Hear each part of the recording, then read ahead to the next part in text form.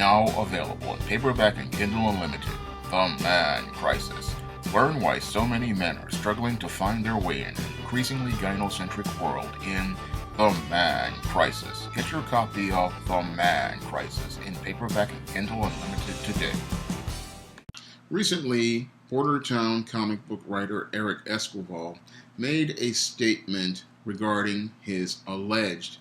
inappropriately sexual contact with a minor and his inappropriate sexual behavior with a minor, stating that his behavior was the result of the Fonz on Happy Days and James Bond. And your Eric Esquival said that because he had no father and his role models were the Fonz and James Bond, this was the reason why he participated in this inappropriate sexual behavior with this minor and initiated inappropriate sexual contact with a minor. Now, this statement by Eric Esquival just doesn't wash with me, because when I listen to that statement, I know that I'm hearing the textbook statement of a beta male. Now, when it comes down to these beta males, whenever they get in trouble, they don't like to take responsibility for their behavior. So they go out of their way to try to find a way to deflect from their behavior by finding somebody to be a scapegoat for their behavior. And what he wants to do is take these fictional characters of the Fonz and James Bond and make them the scapegoat for his inappropriate sexual behavior. Now, as someone who grew up in the 1980s, I know that I watched a lot of episodes of Happy Days featuring the Fonz, and I watched a lot of James Bond movies on Channel 7. And I grew up in a home where I only saw my father once a week. And I never had an inkling to think about participating in any sort of inappropriate behavior like your Eric Esquival is alleged to have wanted to participate in. I watch those shows almost every day on Channel 11, Happy Days all the time, and on the weekends sometimes I would watch a James Bond movie featuring Sean Connery or Roger Moore. And usually when I thought of girls my own age growing up. And as I grew older, I only wanted to have contact with women in my own age range. So when I listen to that argument that Eric Esquival is making, I know that it's just utter garbage, because that willingness to participate in that sexually deviant behavior, that came directly from your Eric Esquival, and it didn't, I believe, come from him, again, having no father, because I only saw my father once a week, and again, I never wanted to participate in that kind of behavior. This is all on Eric Esquival, and it's all fits, again, the textbook pattern and profile for what I know to be the beta male and the nice guy. Now, the beta male is a male who usually comes from single mother households. And because he comes from a household where he has primarily female authority figures, oftentimes these beta males have mommy issues. Now, these beta males on the surface, what they will do is go out here and say that they're praising women, like your Eric Esquival did in praising women and saying he's a male feminist and he supports women's rights. But that's all part of their passive-aggressive behavior, because passively, he wants to win the favor and attention of the female authority figures he grew up with, but aggressively, underneath the surface, he expresses a lot of hatred and contempt for those women, and he wants to find a way to hurt those women. And that's why I believe he participated in this inappropriate conduct and contact with this minor, was he wanted to find a way to hurt this minor, because your Eric Esquival willingly and intentionally knew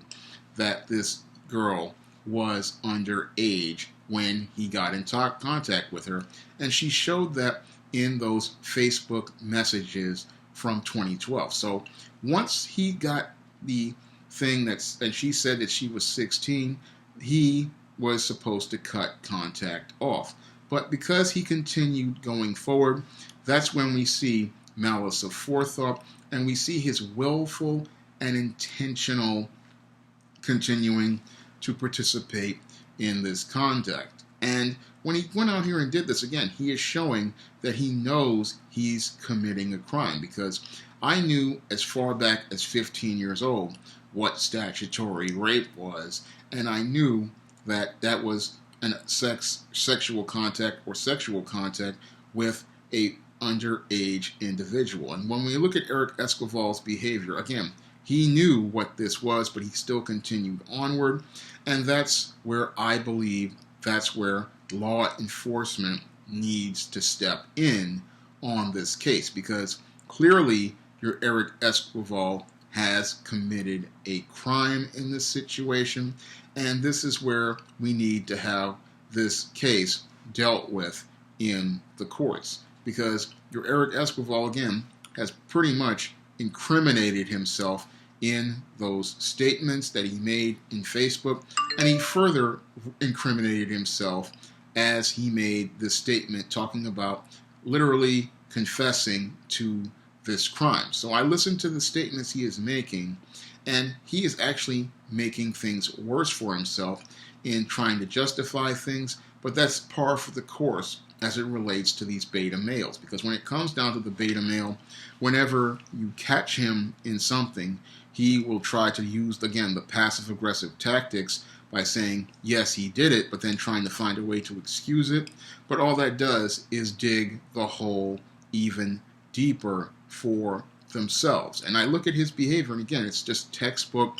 beta male behavior, and it shows how deeply troubled this man is, because it's clear to me he seriously has some mommy issues. He has some deep-seated hatred of women, because, again, oftentimes when it comes down to these men who say that they are male feminists, oftentimes these guys are the biggest misogynists in the room, and oftentimes they hide their contempt for women under their praise for women. So whenever I hear a guy saying that he's a male feminist, in most cases I know oftentimes I'm dealing with a misogynist, because usually, again, these guys find ways to passive-aggressively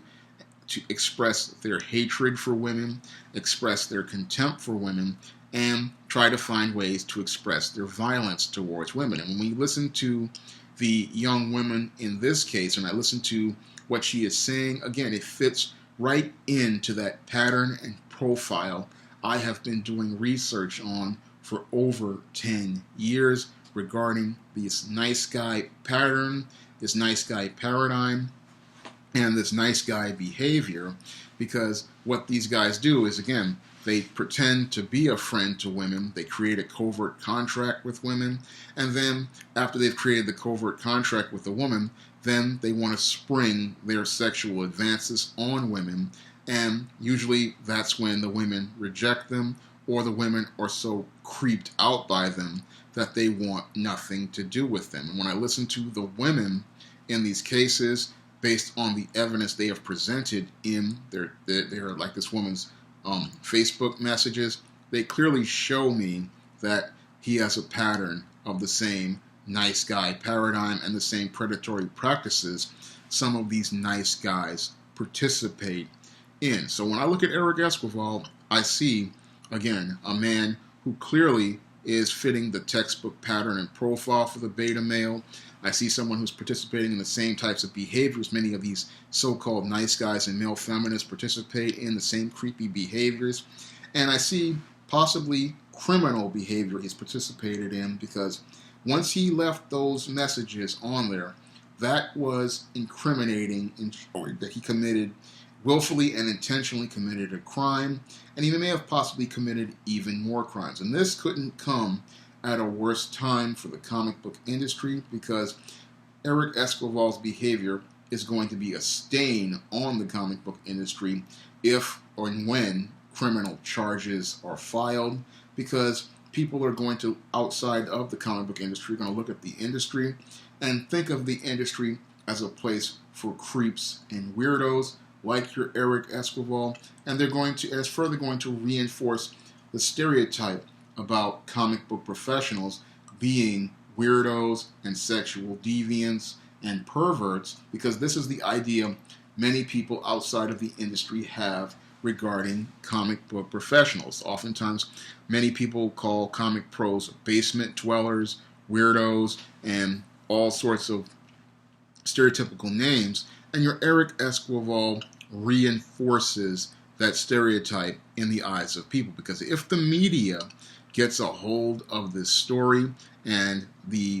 once the criminal charges are filed, it's going to lead to a major scandal that really tarnishes the already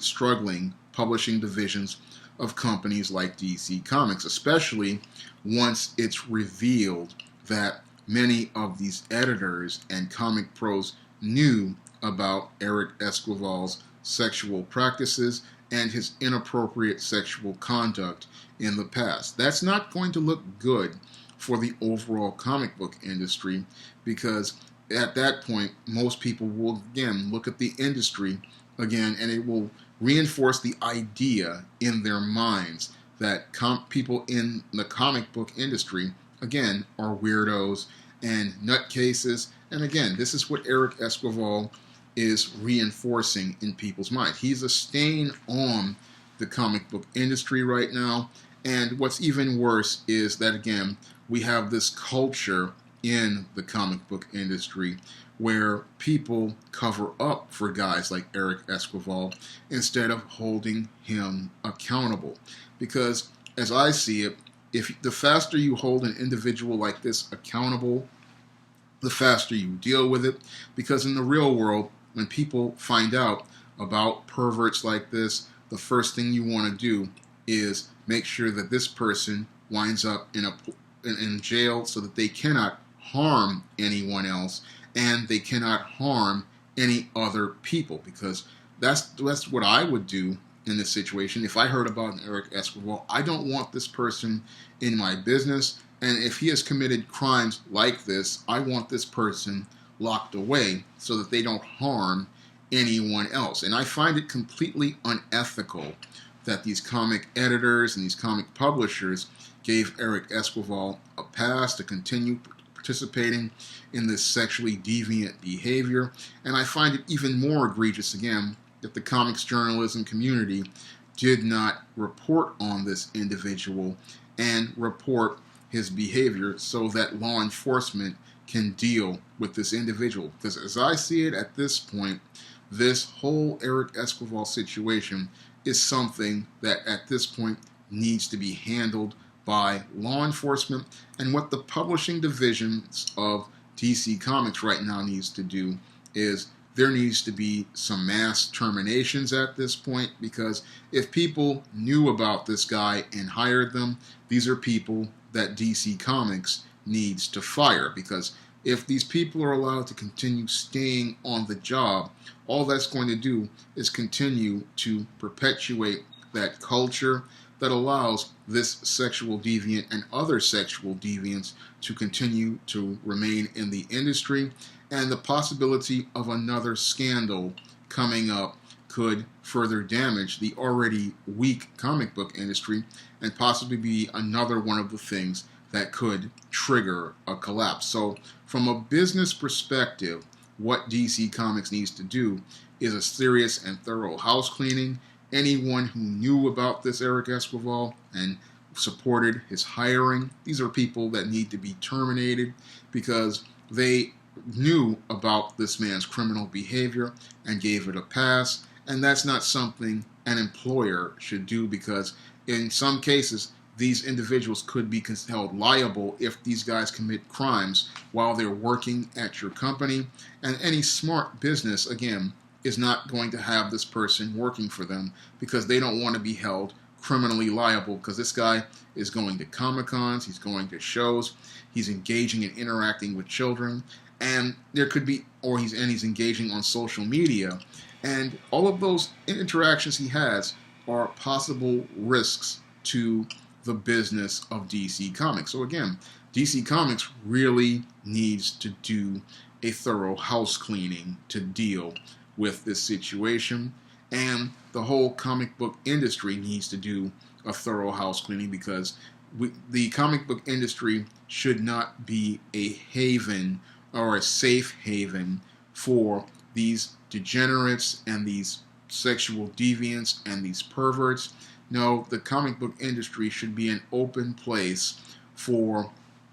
all ages entertainment and people who want to be entertained by all ages entertainment. It should not be a place where these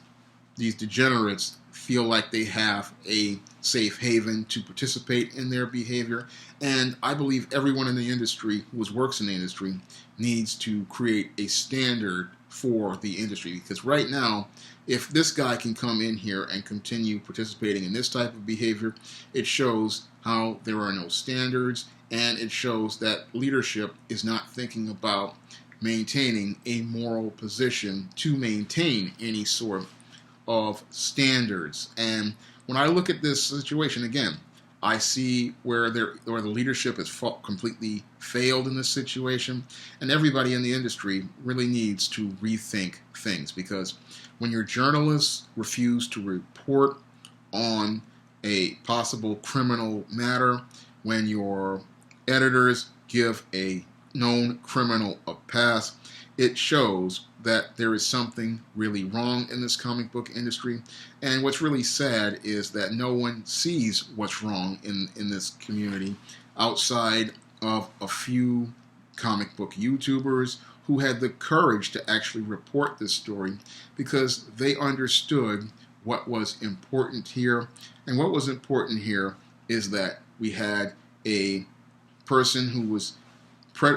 being a predator and targeting underage children, and again, someone who was hurting underage children, because again, he knew that this child was a minor, and now he's going to try to excuse his behavior by blaming fictional characters. Well, again, I grew up when I only saw my father once a week, and I grew up watching the Fonz on Happy Days. I grew up with comic books. I grew up watching James Bond, and I never wanted to target any sort of underage person for any sort of relationship. In all of my professional interactions with women, I have always maintained professional distance. I remember working at AmeriCorps Vista in the Strive program from 2000 to 2001, and I worked with a lot of 18 and 17-year-old girls, and again, I always maintained professional distance. Same thing when I was working at City College of New York. I was working with a lot of 18-year-olds and even 16 and 17-year-olds who would come up to the circulation desk at the library, and I always maintained a boundary between myself, this invisible line where I said to myself, this is a customer, this is a client, this is a student, and as an authority figure, I need to maintain professional distance. No matter what they say, I need to maintain a professional standard for myself, and I need to let that person know as an adult, I'm going to act like an adult, and if they are a child, I am going to treat them like a child. That's what an adult does in those situations, because back in 2000, I was only 26 years old, right around the same age that Eric Esquival was when he says he had this contact with this teenage girl. And again, I was working at Strive with girls who were younger, as 17 or 18, and again, maintained professional distance. So an adult man understands the difference between a girl and a woman, and he engages them, again, in different fashions. He's going to let the girl know that she is a child, and he's going to treat her like a child, and he's going to let the woman he knows he's working with that there is a line between him and them at work, and he's going to set a professional boundary. So when I listen to your Eric Esquival's excuses, they don't wash with me, and I believe they won't wash with a prosecutor as well in a couple of months. And I believe everyone in the comic book industry needs to take this case seriously, because if this case does go to court, it is going to really have a devastating impact on the comic book industry, because this case, what it's going to do is reinforce that idea in the casual people's minds about comic book creators, breathe brand new life into old stereotypes about comic book creators, and that's something we really need to understand about this whole situation. Eric Esquival is a stain on the industry at this point, but what's even more dangerous to the industry is the culture that allowed him to continue getting work as he participated in this behavior, and the culture of the comic media to silence any sort of discussion of it, because it was both of those elements that allowed this predator to continue on for so many years, and that culture really needs to be dealt with, because if we hope to save this comic book industry, then we need to confront this problem, and we need to confront the people who create the culture that allows this problem to go on. Now, when I think of this whole Eric Esquival situation from a panoramic perspective, I see the problem, but I also see the solution. And again, it's going to take people with courage to work towards implementing a solution, maintaining some sort of standards, and making sure that we have protocols in place to make sure that an individual like this or Gerard Jones does not come back into our industry to wreak havoc in it ever again. If you'd like to see me make more videos like this, you can donate to my Patreon by clicking the link in the description box. And if you want to try some of my SJS Direct titles that deal with the dysfunction of individuals like Eric Esquival, I urge you to pick up my book, The Man Crisis, on Amazon.com by clicking the link in the description box. That's all I have to say for this video. You can comment, rate, and subscribe.